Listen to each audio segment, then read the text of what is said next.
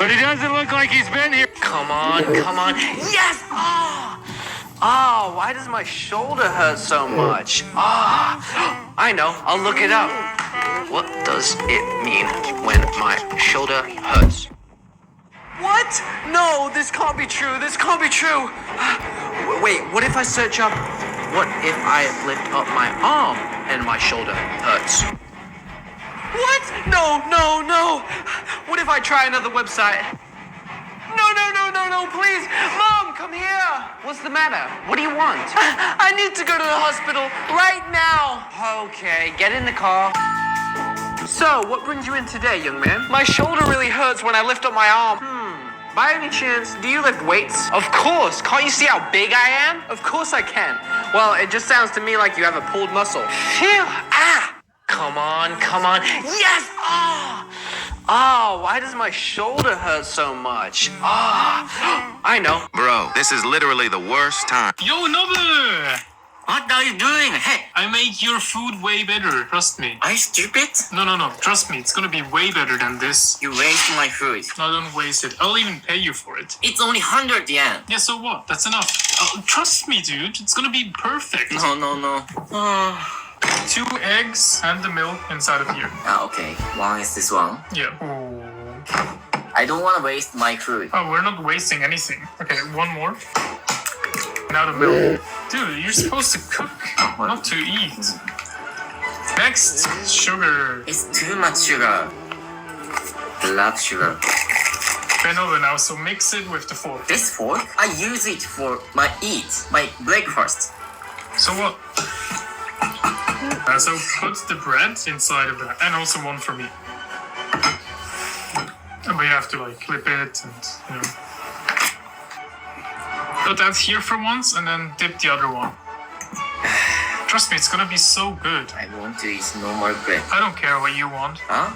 Okay, now rising butter. You want to make French toast? Maybe. Put the bread inside. Put the bread inside. Okay.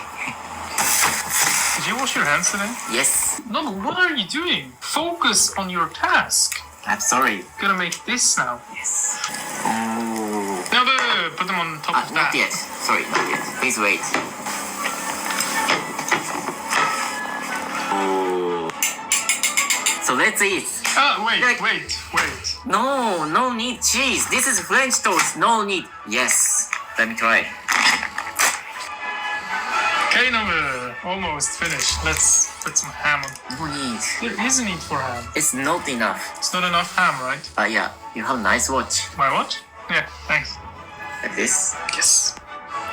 Put that one on top of that. Okay, now cut it in the middle. Oh. Thank you so much. Yeah, I made your breakfast way better. いただきます。 Because No. let's go to 900,000. Because she couldn't clearly see the man's face, the alien girl removed the astronaut's helmet. The astronaut was on the brink of suffocation from lack of oxygen. Gradually, he calmed down. He watched as the girl spread her arms and floated in the air. It turned out that she could release oxygen through her own energy. With oxygen now available, the entire planet transformed, turning lush and green. The astronaut could finally breathe freely. One morning, he brought a ripe mango to the girl. He kindly peeled the mango for her and showed her how to eat it. The girl carefully took a bite.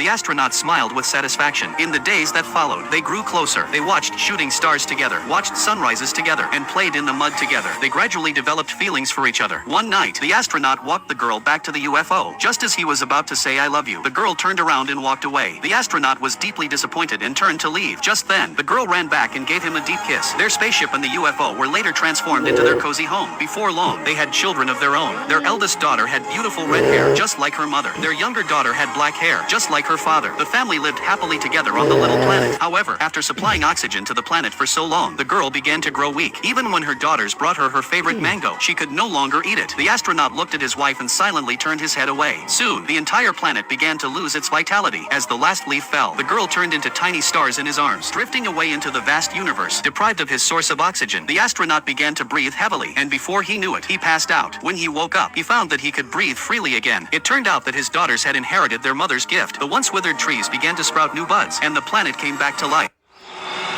I was about to go down a water slide with my biggest friend when he grinned. You sure you want to ride with me? I might clog this thing. I laughed and told him to get on. We squeezed onto the raft and shoved off, screaming, and he got so hyped he ripped his shirt clean off. But halfway down the tube, we slammed to a dead stop. Bro, did you actually clog it? He shoved against the walls while I pushed from behind, but we were completely stuck, and my balls dropped. I screamed up the slide. Help! We're stuck in here! But my voice just echoed. No one could hear us, which meant another raft would come flying down any second and kill us. Then I felt cold water crept up my legs. Bro, the water's rising because we're clogged. We gotta move now, or else we'll drown. But my friend just sobbed. I'm gonna die because of my rolls. This is so I begged him to lock in and help me, but he cried harder. It's no use. This is how I go out. Every second he cried, the water climbed higher, now up to my chest. Then a surge of water shoved us forward before we jammed again, and that gave me an idea. Bro, the water pressure can push us out. Then I heard screaming echoing down the tube. The raft was coming, and it was now